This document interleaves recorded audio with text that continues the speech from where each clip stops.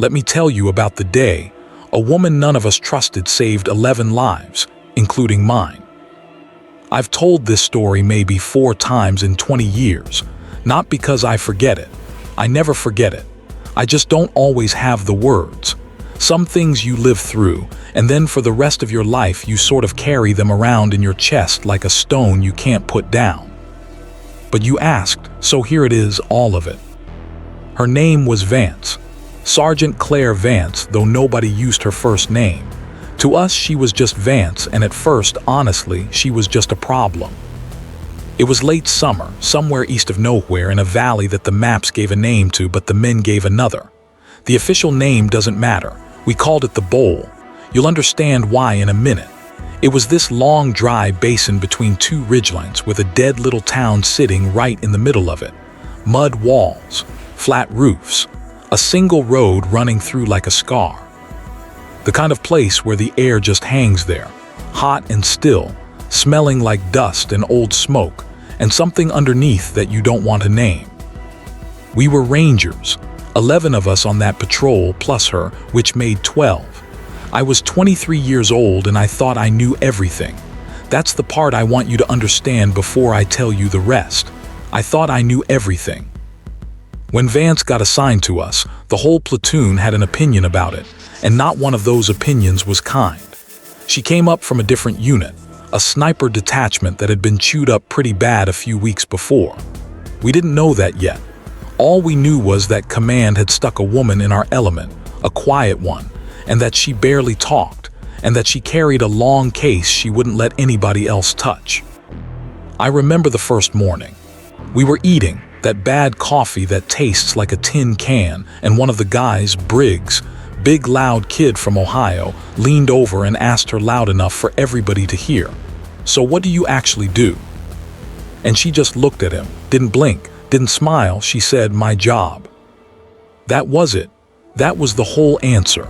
And Briggs laughed it off, but I saw something in her eyes that I didn't have a word for back then. Now I'd call it patience. The kind of patience a person only gets after they've already watched the worst thing happen and lived past it. We thought she was cold. We thought she was stuck up. We were wrong about all of it, but we didn't know that yet, and you can't fault a young man for being a fool. Foolishness is the only thing 23 is actually good at. Our squad leader was a staff sergeant named Doyle. Good man, steady. He had 2 kids back home and a photo of them taped inside his helmet that he thought nobody knew about. We all knew about it. Doyle didn't love having Vance with us either, but Doyle's thing was, he never let his feelings get into the job. "She's on the manifest, she walks with us," he said. "Anybody got a problem, take it up with God." Nobody took it up with God. So we walked. The plan was simple. There'd been chatter about that town in the Bowl. Somebody important was supposed to be moving through, using it as a stop. We were going in to take a look, set up an overwatch, confirm or deny, and pull back out before dark. In and out. Couple hours tops. The kind of mission that gets called routine right up until the second it isn't. I want you to picture it. Late afternoon. The sun was that heavy gold color it gets right before it starts going down. The light coming in low and long across the valley so that everything threw a shadow twice as tall as it was. The heat was easing off just enough that you could breathe. There were birds somewhere. I remember the birds. Little brown ones hopping along the top of a wall, going about their day like the world wasn't about to crack open. And there was the quiet. That's the thing about the Bowl, the quiet. We came down off the ridge into that town and the silence pressed in on all sides. No dogs, no kids, no old men sitting in doorways. A place like that is never empty for no reason. An empty village is the loudest warning you'll ever hear if you know how to listen. I didn't know how to listen yet, but Vance did. She was at the back of our column, which is where they kept her, and she stopped. Just stopped, right there in the open. Doyle hissed at her to keep moving, and she didn't. She crouched down by a low wall and went completely still, and she had this way of going still that wasn't like a person hiding. It was like a part of the landscape deciding to be a person for a minute. Her head turned, slow, scanning the roof lines, the windows, the dark squares where doors used to be. I was close enough to hear her breathing change. It got slower, almost stopped. "Doyle," she said, quiet, flat, "we need to turn around." Doyle looked back at her. "Say again." "This is a kill box," she said. "They built it for us. We walk another 40 meters, we don't walk back." And here's the thing I have replayed in my head 10,000 times. Doyle hesitated. He looked up at those roof lines, the same one she was looking at, and he saw nothing. Because there was nothing to see. That's the whole point of a good shooter. You're not supposed to see them. But Doyle, God bless him, Doyle was a good leader. And a good leader knows that the most dangerous words in the world are "I don't see anything, so it must be fine." He keyed his radio. He started to call it. He never finished the sentence. The first shot came in from the high left, and it took the radio antenna and a piece of Doyle's hand clean off, and the sound of it rolled across that valley like the whole sky had been ripped down the middle. And then everything I thought I knew about the world stopped being true. You hear people say it happened so fast. With this, it was the opposite. It happened so slow. Time stretched out like taffy. I saw Doyle go down sideways, saw the dust kick up around him in little fountains as more rounds came searching for him. I saw Briggs, big loud Briggs, freeze up solid in the middle of the road, just standing there, and somebody, I think it was me, I honestly don't know, screamed at him to move. There were shooters in the rooftops. There were shooters in the windows. There were shooters in places that shouldn't have had a person in them at all, firing positions cut into walls weeks ago and patched over to look like nothing. 7 of them, though we didn't know the number yet. 7, set up in a half circle around the only road, with us standing in the middle of it like we'd walked into the bottom of a glass. The bowl, now you understand the name. We were the thing at the bottom of it. 2 of our guys were hit in the first 10 seconds. One of them was a kid named Ferris, took it through the thigh, and he was screaming, and that sound, I still hear it sometimes in the grocery store on a quiet afternoon. Out of nowhere, that sound does something to you that doesn't come back out. We did what we were trained to do. We got low. We got to whatever cover we could find, which wasn't much, a wall here, a dead truck there. We tried to put fire back up at the rooftops, but that's the cruel math of an ambush like that. They can see you. You can't see them. Every time one of us lifted up to shoot, 2 rounds came in to greet us. We were pinned. We were bleeding. And the sun was going down, and once the dark came in their town with their angles, we were finished. I remember laying there with my cheek in the dirt, close enough to taste it, and thinking, very clearly, very calmly, the way you do when the panic burns all the way through to the other side. We are all going to die in this place, and nobody is even going to know why. And then Vance moved. I had forgotten about her. God forgive me, in all that noise and blood, I had completely forgotten the quiet woman at the back of the column. But she hadn't frozen. She hadn't panicked. While the rest of us were getting small and trying to survive the next 3 seconds, she had been doing something else entirely. She'd been counting. I learned all this later in pieces, some from her and some from the others. But in that first half minute of pure chaos, while the world came apart, Sergeant Claire Vance had been lying in the dirt behind that low wall doing the one thing nobody else in the squad had the discipline to do. She'd been listening, watching the muzzle flashes, reading the spacing of the shots, the rhythm, the way the rounds came in. And she had built a map in her head, 7 positions, 7 shooters. She knew where every single one of them was before the rest of us even understood we were surrounded. She opened that long case she'd never let anyone touch. I was maybe 15 feet from her, flat on my belly, and I turned my head just enough to see her, and the picture of it is burned into me forever. The gold light, the dust hanging in the air, the crack and snap of incoming rounds, and this woman, calm as a Sunday morning, assembling her rifle with hands that did not shake, not even a little. I yelled at her. I don't even remember what. Something about getting down, staying down, you'll get killed. Some piece of advice that, looking back, was the single dumbest thing I have ever said to another human being. She didn't look at me. She settled the rifle into her shoulder, pressed her cheek to it the way you'd lean against something you loved, and she let out a long, slow breath. And in the middle of all that screaming and dying, in a voice so quiet I shouldn't have been able to hear it, she said one thing. She said, "Now you'll see what I do, #part 2. The first shot she took, I felt more than heard. I'd been around plenty of rifles by then. I knew what they sounded like. But hers had a sound that came up through the ground and into my chest, a deep, clean crack with nothing ragged in it, and a half-second later, up on the rooftop to our left, a man I had never seen and would never see slumped forward over the wall he'd been firing from. Just like that, one position gone. I want to be honest with you about what that did to me. For a second I forgot to be afraid. I lay there in the dirt with my mouth open like a kid at a magic show, because what I had just watched did not make sense. We'd been getting torn apart by ghosts.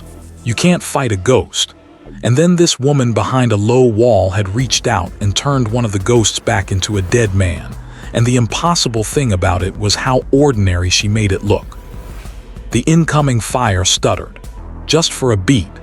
The shooters up there felt one of their own go quiet, and you could feel them recalculating, the way you feel a room change when somebody important walks out of it. Vance was already moving the rifle. She didn't rush. That's the thing that haunts me. Everything in me was screaming, "Hurry, hurry, we're dying," and she did the opposite. She slowed down. She breathed. I watched her settle, find the next one, and actually wait for the man to lift his head back up to fire because she wanted him, not the wall in front of him. Crack. Second position. A window, right side, second story. The muzzle flash that had been winking at us from that black square just stopped. Forever. Now they knew. Now all 5 that were left knew that something had changed, that the squad they'd boxed in had teeth they hadn't planned for, and the fire that had been coming down on us started turning, searching, looking for her. And here is the part where I stopped being able to tell it cleanly, because it all came at once. Briggs, big, loud, frozen in the road Briggs, he found his legs. He grabbed Ferris by the drag handle and started hauling him toward a wall, and he was exposed the whole way, totally in the open, and I saw a rooftop shooter swing onto him. I saw it. I opened my mouth to scream a warning that would have come too late. Crack. The shooter on the rooftop dropped before he could fire. Vance had seen the same thing I'd seen, except she'd seen it half a second sooner, and she had the only answer in the valley that mattered. Briggs got Ferris behind the wall. Both of them lived because a woman they'd mocked over bad coffee that morning had decided their lives were worth one of her breaths. 3 down. But now they had her. A round came in and took a chunk out of the top of her wall, right by her head, throwing grit across her face, and she didn't flinch. She blinked the dust out of one eye and kept working. Another round, closer. They were walking it in on her. I did the only useful thing I did that entire day. I started shooting, not because I could hit anything, I couldn't see anything to hit, but because if I made noise and threw rounds up at those rooftops, maybe, just maybe, I could make one of them duck for 1 second and buy her the room she needed. A couple of the other guys figured out the same idea at the same time. We weren't fighting the ambush anymore. We were just running interference for her. We'd become her assistants, all of us, the whole squad, working for the quiet woman from the back of the column. She took the 4th one during a gap we made for her. A position low in a doorway across the road, clever, set back in the shadow where you'd never look. I don't know how she found it. To this day, I don't know how. She told me later she'd seen the dust move when he breathed. The dust. She shot a man because his breath disturbed the dust in front of his face. 4. 3 left, and the math of the fight had completely flipped. You could feel it. Where there'd been 7 cool, patient killers running a perfect trap, now there were 3 scared men realizing the trap had a wolf in it. Their fire got wild, sloppy. They stopped picking their shots and started just spraying, which is what frightened men do. And a frightened man, is 100 times less dangerous than a calm one. Doyle, who I'd thought was dead, was not dead. He dragged himself behind the dead truck with his ruined hand wrapped in somebody's shirt, white as paper, and he was on the backup radio, calling for the birds, calling for help, his voice cracking but the words coming out right. And in the gaps between his words I could hear him saying, low, almost to himself, "Get 'em, Vance. Get 'em. Get every last one." She got the fifth one as he tried to move. That's a mistake snipers make when they panic. They try to relocate, and the moment you move, you're just a person again, a person standing up in a window, and she put him down before his boots found the floor. 5. The sixth one almost got her. I saw the whole thing and I couldn't do anything but watch.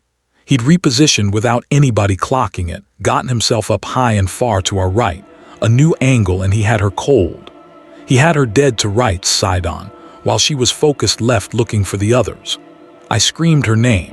I screamed it so hard something tore in my throat, and I still don't know if she heard me or if she just felt it, that animal thing on the back of your neck. She rolled. Just rolled, flat and fast, away from her wall, into the open, which is the last place on earth a sane person goes, and the round that would have killed her hit the dirt where she'd been. And from her back in the open, with no cover at all, exposed to the whole valley, she found him on that high right angle and she shot him. Upside down, basically, on her back in the dirt. I didn't think it was possible. I'm not sure I believe it now, and I watched it happen. 6. One left. And then it was quiet again. Not the dead quiet from before. A different quiet. A holding its breath quiet. The whole valley waiting. We knew there was one more. We could all feel him out there, the last shooter, somewhere in those roof lines, deciding what to do, and we knew Vance knew it too because she didn't get up and she didn't celebrate. She low-crawled back to her wall, slow, and she settled in, and she went still in that landscape way again. She waited. I don't know how long. It felt like an hour. It was probably 90 seconds. The sun was almost down by then, the light gone red and thick, the shadows pooling up out of the streets like the dark was rising from the ground instead of falling from the sky. Somewhere far off I could hear the first low thudding of the helicopters Doyle had called. Briggs was holding pressure on Ferris's leg and praying out loud in a flat, scared whisper. Nobody else moved. Nobody breathed louder than they had to. The last shooter was good. He was patient. He'd watched his 6 brothers die and he hadn't given his position away with a single wasted round. He was waiting for one of us to get impatient, to lift up, to think it was over. And the cruel truth is, it would have been one of us. It would have been Briggs, kneeling over Ferris with his back to the rooftops. The last man's rifle was already laid on him. I am as sure of that as I am of anything. But snipers don't just wait. They wait asterisk for asterisk something. And whatever signal that last man was waiting for, whatever tiny movement of hours he wanted before he took his shot, he gave Vance the exact same thing first. Because to aim, he had to settle. To settle, he had to be still. And the stillness of a hidden man is its own kind of shape if you've trained your whole life to read it. She found him in the last of the light. A rooftop, dead center, behind a low parapet, nothing showing but a few inches of a head he thought was hidden. She took one breath, let half of it out. I heard her say it, the same 2 words, so soft it was almost just air. My job. Crack. 7. The sound rolled out across the bowl and faded, and then there was nothing. No more incoming. No more muzzle flashes in the windows. Just the red light and the dust settling, and the helicopters coming in louder and louder until the wash of them flattened the dirt and tore at our clothes and filled the whole world with noise and wind. Nobody cheered. I want you to understand that. In the movies they cheer. We didn't. We were too gutted, too emptied out. We just started doing the work, getting the wounded up, getting Ferris and Doyle and the others toward the birds, counting heads again, because you count heads 3 times when you've been through something like that. You can't help it. You have to keep making sure everyone's still there. 11 Rangers walked into that valley. 11 Rangers came out. Some of us came out broken, and Ferris would walk with a limp for the rest of his life, and Doyle would never have full use of that hand again. But we came out, all of us, every single one. And the only reason, was the woman we hadn't trusted that morning. I found her after on the bird while the medics worked on the wounded around us. She'd packed her rifle back into its case. Her face was streaked with dust, and there was dried blood from a cut over her eye where the grit had caught her. And she was just sitting there, very small in the corner of the helicopter, staring at nothing, with her hands folded in her lap. I sat down next to her. I didn't have any words. After what I'd watched her do, after the stupid thing I'd yelled at her at the start, what was I supposed to say? So I just said, "Thank you." She looked at me, and for the first time all day, she wasn't a part of the landscape and she wasn't a weapon. She was just a tired person. Her eyes were wet, though she'd never have let it spill over. And she said, "I lost my last team 3 weeks ago, in a valley just like that one." That was the thing she'd been carrying. That was the patience in her eyes. She'd already watched it happen once. She'd already heard those screams, already counted heads and come up short. And when she'd stopped in that street at the back of our column and said we need to turn around, she hadn't been guessing. She'd been remembering. We hadn't put a woman who couldn't keep up at the back of our line. We put the most dangerous person in the valley back there, and we'd spent the whole morning treating her like dead weight, and she'd let us because that's what the job is. The job isn't being liked. The job is the breath, and the wall, and the count, and the 7 shots that bring 11 people home. I never forgot that. I made sure none of the others forgot it either. Word got around the way it does. By the end of the week, the whole company knew. Briggs, loud, dumb, alive Briggs, he made himself her shadow after that.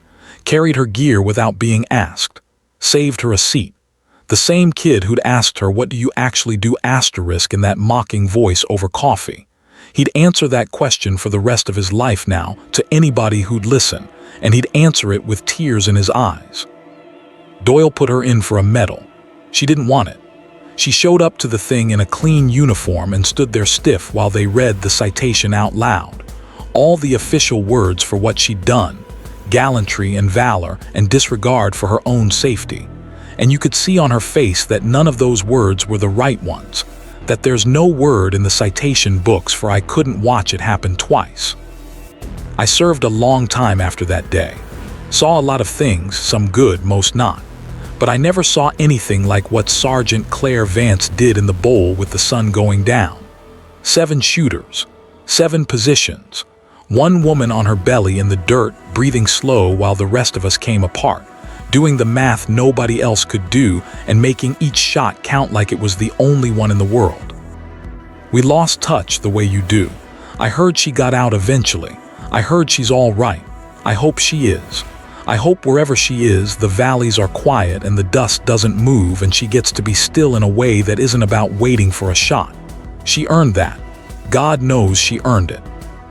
People ask me when this story comes up, how a whole squad of trained rangers could have been so wrong about somebody.